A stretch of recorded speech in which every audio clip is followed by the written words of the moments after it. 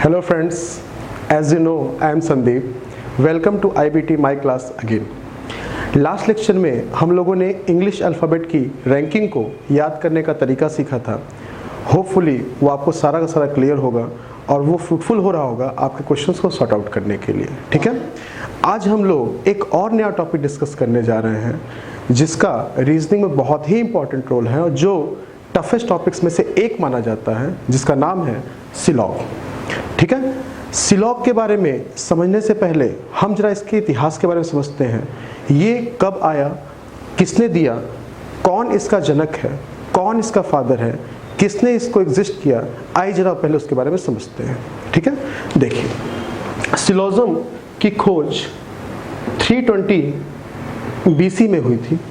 ठीक है, किसने इनको खोजा था? अरिस्टोटल. ठीक है, जिनको हम लोग हिंदी में अरस्तु कहते हैं. ठीक है, इसीलिए इन्हीं को ही हम लोग फादर ऑफ सिलॉग बोल देते हैं. ठीक है, सिलॉग के जनक. ये है आपका सिलॉग का थोड़ा सा एग्जिस्टिंग पॉइंट कि सिलॉग कब आपका एग्जिस्ट किया या क्या चीज़ इसमें थी. अब सिलॉग को सॉल्व करने के लिए हमारे पास 3 से 4 तरीके के मेथड है, लेकिन हम लोग जो टेक्निक फॉलो करेंगे, हम लोग टेक्निक फॉलो करेंगे वेन डायग्राम की.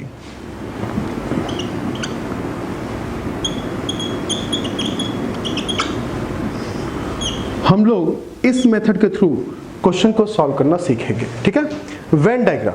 जैसे मैंने बोला वेन डायग्राम, इसका मतलब कि पर्टिकुलरली सिलॉग है क्या, स्टेटमेंट के बिहाफ पे कंक्लूजन को ड्रॉ करना ही सिलॉग कहलाता है. ठीक है, अब देखिए, सिलॉग स्टेटमेंट के बिहाफ पे कंक्लूजन को ड्रॉ करना है तो उसके लिए सबसे पहले मुझे पता होना चाहिए कि स्टेटमेंट कितने तरह के होते हैं. ठीक है, आइए चलिए आज समझते हैं. स्टेटमेंट आपके 4 तरीके के होते हैं. पहला स्टेटमेंट जो आपका स्टार्ट होता है उसके लिए वर्ड आपको मिलेगा ऑल. ठीक है, इंग्लिश में, हिंदी में इसी वर्ड को हम लोग बोलते हैं सभी. क्लियर. दूसरा जो स्टेटमेंट है वो आपका शुरू होता है सम वर्ड के साथ, हिंदी में जिसको कहते हैं हम लोग कुछ. क्लियर.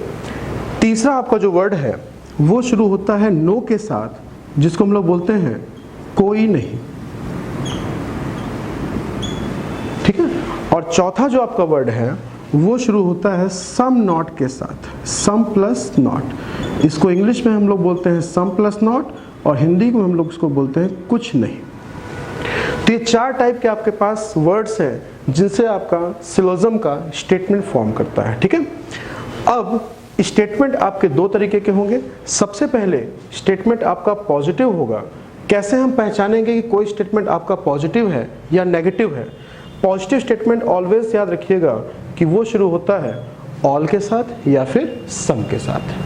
ठीक है, दूसरा जो स्टेटमेंट आपको शुरू होता है इसको बोलते हैं नेगेटिव स्टेटमेंट. वो शुरू होता है या तो नो के साथ और या तो आपका शुरू होगा सम प्लस नॉट के साथ. तो यहां से क्या पता चला आपको? यहां से मुझे पता चला कि स्टेटमेंट आपके 2 तरीके के होते हैं. एक होता है पॉजिटिव नेचर का और दूसरा होता है नेगेटिव नेचर का. ठीक है, अब स्टेटमेंट पॉजिटिव कैसे पहचानेंगे? कोई भी स्टेटमेंट अगर ऑल वर्ड के साथ शुरू हो रहा है तो इसका मतलब कि वो पॉजिटिव का है. सम के साथ शुरू हो रहा है तो भी उसको हम पॉजिटिव बोलेंगे. नो के साथ शुरू हो रहा है तो उसको हम नेगेटिव बोलेंगे और सम प्लस नॉट के साथ है तो भी उसको हम नेगेटिव बोलेंगे.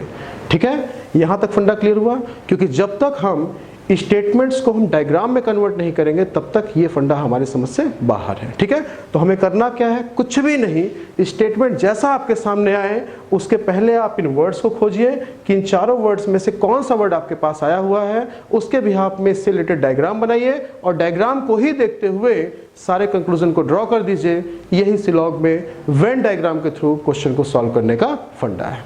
ठीक है, यहां तक कोई डाउट? चलिए अब जरा समझते हैं कि जब हम डायग्राम बनाएंगे तो डायग्राम कैसे बनता है. ठीक है,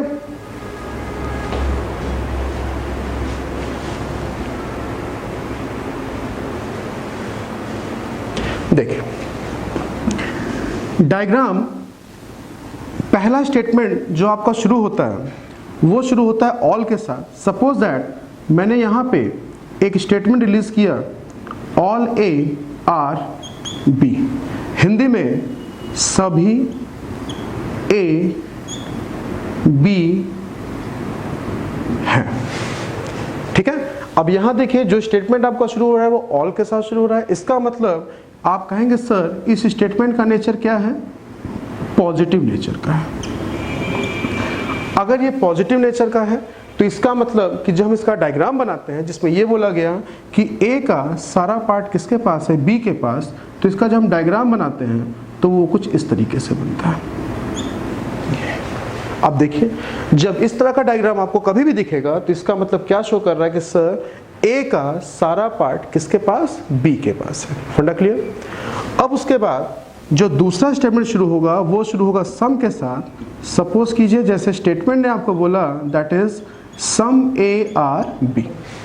ठीक है, हिंदी में इसी को हम लोग कह देते हैं कुछ ए बी है। ठीक है, अब देखिए यहां पे जो दो ऑब्जेक्ट के बीच में रिलेशन आपको बताया जा रहा है वो रिलेशन किस वर्ड के साथ शुरू हो रहा है, सम के साथ, कुछ के साथ। तो जब इसका हम डायग्राम बनाते हैं तो इसका डायग्राम कुछ इस तरीके से बनता है कि सर ए का सम पार्ट हमने किसके साथ शो किया, सम के साथ। क्लियर। थोड़ा सा पार्ट देखिए, ए का जो ये वाला पार्ट है यही पार्ट शो कर रहा है किसका, बी के साथ। किस वर्ड के साथ रिलेशन है, कुछ है, थोड़ा है, सम है। फंडा क्लियर हुआ। तो ये आपका पॉजिटिव स्टेटमेंट है जो कि या तो शुरू होता है ऑल के साथ और या शुरू होगा सम के साथ। क्लियर। चलिए अब जरा समझते हैं नेगेटिव नेचर वाले को, जिसमें सबसे पहला स्टेटमेंट आपका शुरू होगा नो वर्ड के साथ। जैसे स्टेटमेंट ने आपको बोला that is no A is B, कि ए का कोई पार्ट आपका बी नहीं है। इसी को अगर हिंदी में लिखते हैं तो हिंदी में इसको बोलते हैं कोई ए बी नहीं है। ठीक है, तो इसका जब हम डायग्राम बनाते हैं, इसका डायग्राम कैसे बनाते हैं, ये हो गया हमारा ए और ये हो गया बी। कुछ लोग इस डायग्राम को ऐसे रिप्रेजेंट करते हैं बट ये इसका डायग्राम नहीं है। ठीक है, क्योंकि जो हमारा स्टेटमेंट है उसका नेचर क्या है, उसका नेचर नेगेटिविटी वाला है, नेगेटिव नेचर का स्टेटमेंट है। अभी हम लोगों ने पहले यहाँ पे डिस्कस किया था। ठीक है, अगर स्टेटमेंट नेगेटिव नेचर का तो नेगेटिव पहले शो किया जाए, और नेगेटिविटी कैसे शो होती है, इस तरीके से क्रॉस करके। ठीक है, इसका मतलब क्या है कि ए का बी के साथ कोई रिलेशन नहीं है, नेगेटिव रिलेशन है। उसी तरीके से बी का भी इसके साथ जो भी रिलेशन होगा कंक्लूजन में वो भी हम लोग आगे की तरफ ड्रॉ करेंगे। चौथा स्टेटमेंट आपका शुरू होता है सम प्लस नॉट के साथ। तो स्टेटमेंट कैसा बनता है, that is some A are not B. ठीक है, ए का कुछ हिस्सा बी नहीं है। इसको जब हिंदी में लिखते हैं तो हिंदी में कैसे लिखेंगे, कुछ ए बी नहीं है। ठीक है, जब इसका डायग्राम ड्रॉ करेंगे, जरा ध्यान दीजिएगा इस डायग्राम को कि इसमें हम ए का सिर्फ आधा पार्ट शो करते हैं किसके साथ, बी के साथ। तो जब भी कभी स्टेटमेंट आपका मिलेगा कि ए का कुछ हिस्सा बी नहीं है, उसके डायग्राम को हम ऐसे बनाएंगे। ठीक है, यहां तक क्लियर हुआ। जैसा जैसा आपके पास स्टेटमेंट आता गया वैसे वैसे डायग्राम को हमने कन्वर्ट करना सीखा। अब ये डायग्राम ही आपका क्या कहलाता है, वेन डायग्राम, जिसके थ्रू हम सिलोजिज्म के टॉपिक को सॉल्व करने जा रहे हैं। क्यों, क्योंकि वेन डायग्राम ही एक ऐसा मेथड है जिसमें हर वैरायटी के क्वेश्चन आपके सॉल्व हो सकते हैं, चाहे आप किसी भी लेवल का कंपटीशन दे रहे हो, एसएससी हो, बैंक हो, रेलवे हो, डीएसएसबी हो। यही एक अल्टीमेट सोल्यूशन है जो कि सारे टाइप के क्वेश्चन को सॉल्व करा सकता है। ठीक है, यहाँ तक कोई डाउट है, होपफुली यहाँ तक सारा क्लियर होगा आपको। ठीक है, चलिए अब जो इसकी टेक्निक सीखते हैं कि कंक्लूजन हमारे जो होते हैं, निष्कर्ष हमारे होते हैं, वो कैसे कैसे निष्कर्ष होते हैं। ठीक है, आइए देखते हैं।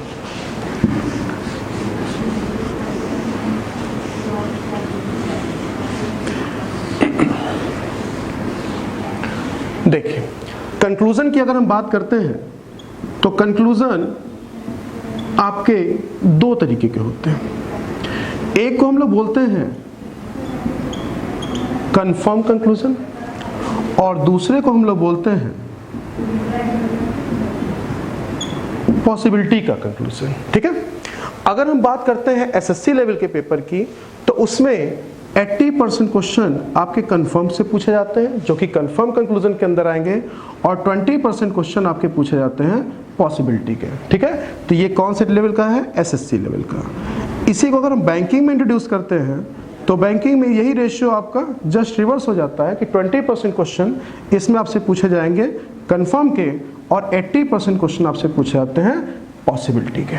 ठीक है, तो सिलॉग ये कहता है कि सबसे पहले अगर हम कंफर्म कंक्लूजन को नहीं ध्यान रखेंगे तब तक हम पॉसिबिलिटी के क्वेश्चन को सॉल्व करने में हमें काफ़ी दिक्कतें आती है। ठीक है, तो हम लोग स्टेप बाय स्टेप सारी चीज़ें सीखेंगे। सबसे पहले हम सीखेंगे कंफर्म कंक्लूजन को ड्रॉ करना, फिर उसके बाद हम मूव करेंगे पॉसिबिलिटी के कंक्लूजन पे। क्लियर है? चलिए,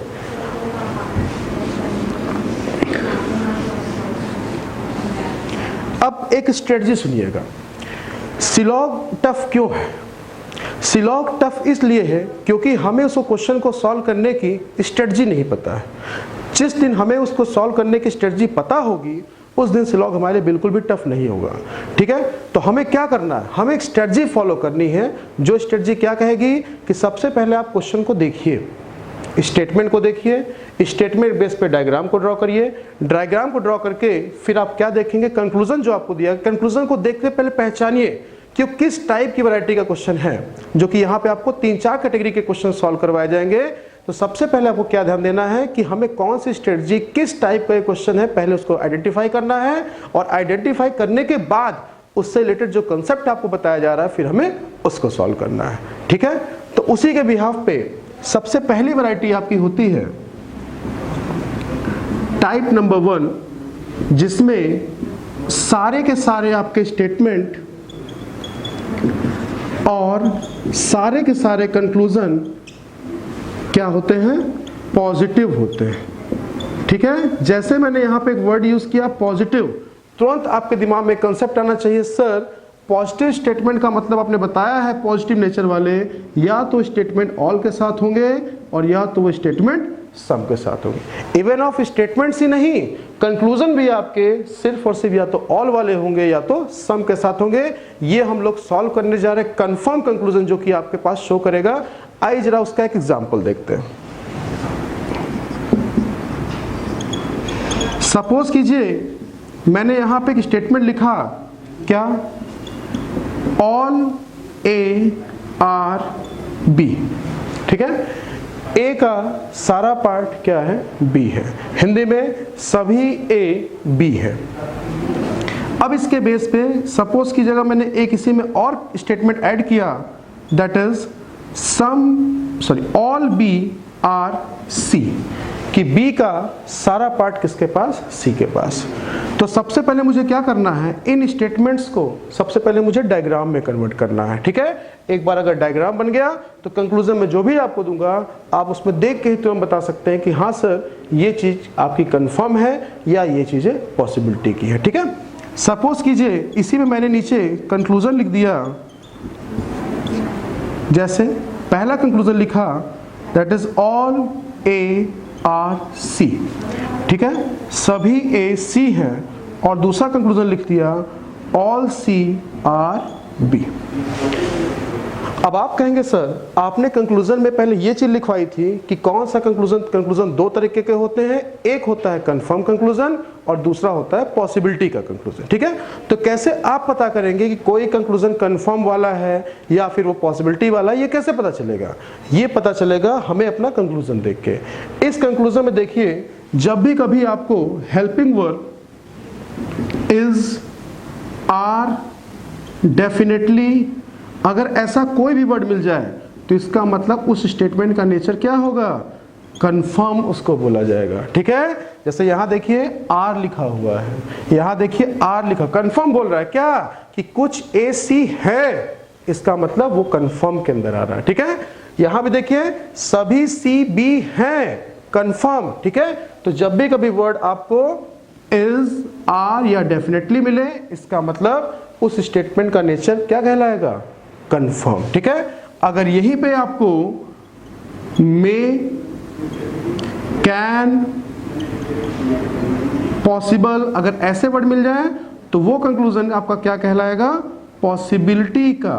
ठीक है, तो अभी हम लोग जो भी यहाँ पे सॉल्व करने जा रहे हैं सबसे पहले कंफर्म के केस को देखेंगे और फिर उसके बाद हम लोग उसमें पॉसिबिलिटी को भी मिक्स करेंगे। ठीक है, तो चलिए आइए पहले जरा समझते हैं कि पहले इस स्टेटमेंट का डायग्राम बनेगा कैसे। जैसे यहाँ पे क्या कह रहा है?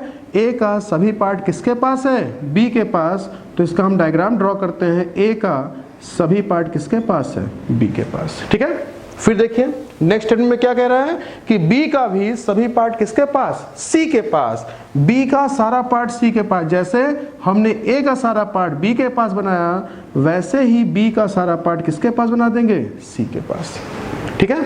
अब देखिए यहां से आपको क्या पता चला कि सर क्वेश्चन में तो मुझे ए और बी का रिलेशन दिया गया था ऑल वर्ड के साथ, फिर उसके बाद बी और सी का रिलेशन दिया गया ऑल वर्ड के साथ, लेकिन क्वेश्चन में तो मुझे कहीं गिवन ही नहीं था कि रिलेशन ए और सी के बीच में क्या होगा। लेकिन हमने जब अपना डायग्राम बनाया, डायग्राम बना के क्या दिखा कि ए का सारा पार्ट बी के पास, और जैसे हमने बी का सारा पार्ट सी के पास शो किया, इसका मतलब कि ए का भी सारा पार्ट किसके अंदर होगा, सी के अंदर आ जाएगा। ये कंफर्म हो गया, ठीक है। इसका मतलब कि यहां पे ए और सी के बीच में भी कनेक्शन है। कैसा कनेक्शन, पॉजिटिव नेचर का।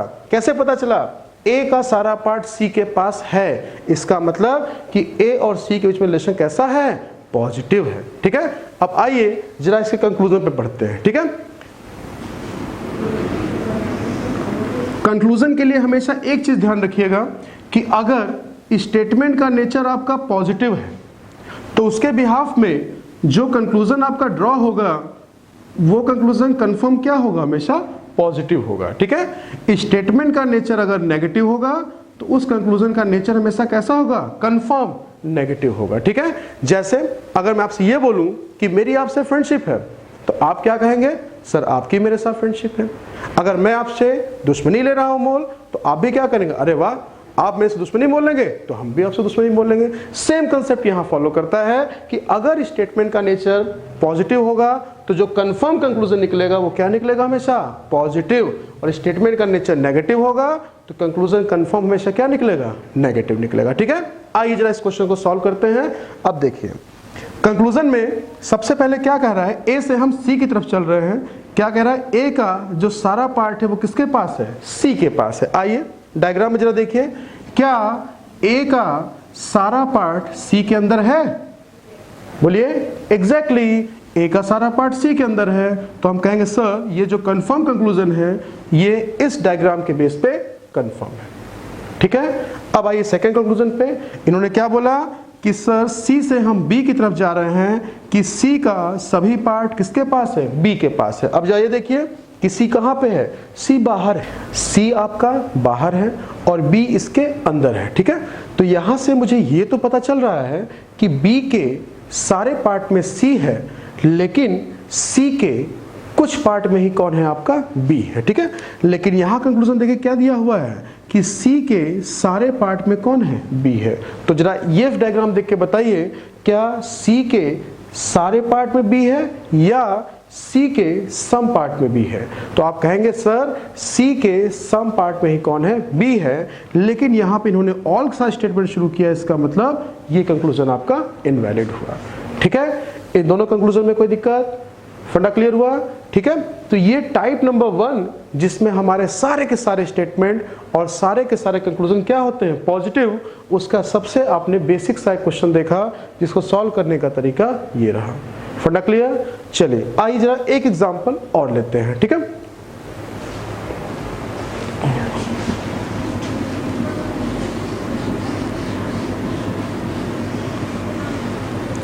चलिए एक क्वेश्चन जरा और देखते हैं। जैसे स्टेटमेंट बोला ऑल ए आर बी, ठीक, सभी ए बी है। Second statement all C are B, सारे सी बी है, ठीक है। अब इसके बिहाफ पे कंक्लूजन आया सम ए आर सी, कुछ ए सी है।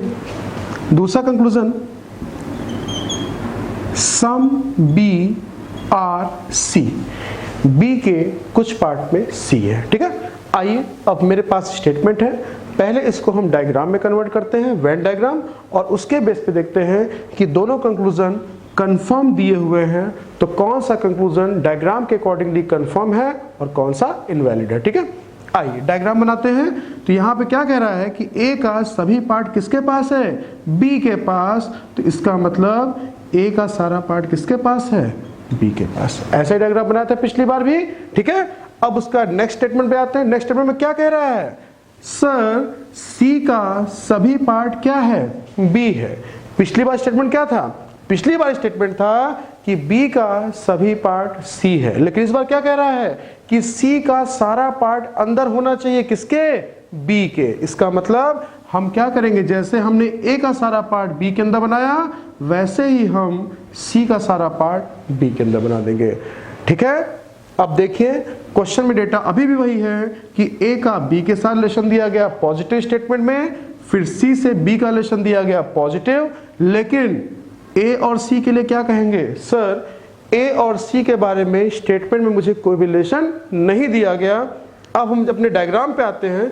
तो पिछली बार जो क्वेश्चन आपने सॉल्व किया था उसमें ए का रिलेशन बी के साथ आपने शो किया, और जैसे ही बी का सारा पार्ट सी के अंदर रखा, इसका मतलब ए का कंफर्म रिलेशन सी के साथ था। बट यहां पे देखिए कि ए का सारा पार्ट बी के पास, सी का सारा पार्ट बी के पास, लेकिन ए के सर्किल और सी के सर्किल में कोई कनेक्टिविटी मुझे नहीं दिख रही है। इसका मतलब कि ए के सर्किल और सी के सर्किल के बीच में कोई भी चीज कंफर्म कंक्लूजन आपकी नहीं हो सकती, ठीक है। अब देखिए इसके बेस पे पहला कंक्लूजन क्या कह रहा है कि ए से हम सी की तरफ चल रहे हैं, ए ये रहा और सी ये रहा। ये कंफर्म कह रहा है कि क्या, कि ए के कुछ पार्ट में कौन है, सी है। डायग्राम देख के मुझे बताइए क्या ए के कुछ पार्ट में सी है। आप कहेंगे सर ए के सर्किल और सी के सर्किल में तो कोई कनेक्टिविटी ही नहीं है। तो जब इनके बीच में कोई कनेक्टिविटी नहीं है तो इनके बीच में कोई भी कंक्लूजन, चाहे वो पॉजिटिव नेचर का हो और चाहे वो नेगेटिव नेचर का हो, इसमें से कुछ भी कंफर्म नहीं होगा। तो इस केस में हम देखते ही कह सकते हैं सर कि कुछ ए सी है या ऑल ए सी है, ऐसा कुछ भी बोला जाएगा तो ये किसी भी केस में ये वैलिड नहीं माना जाएगा, क्योंकि उन्होंने इसको कंफर्म बोला है, ठीक है। अब आइए सेकंड कंक्लूजन पे। सेकंड क्या कह रहा है, बी से हम सी की तरफ जा रहे हैं। डायग्राम में देखिए बी कहां पे है, हाँ सर बी बाहर है और सी इसके अंदर है। तो तुरंत आप देखते कहेंगे सर बी के कुछ पार्ट में ही कौन है, सी है। अब जरा कंक्लूजन देखिए, बी के कुछ पार्ट में ही कौन है, सी है। बताइए वैलिड या इनवैलिड। आप कहेंगे सर ये वैलिड है, ठीक है। तो इसके से हमारा आंसर हो जाएगा जिसमें बोला जाएगा ओनली सेकंड फॉलोज। ये भी क्वेश्चन क्लियर, ठीक है। आइए एक एग्जांपल और देते हैं, उससे आपको थोड़ा सा फंडा इसका और क्लियर होगा, ठीक है। चलिए देखते हैं।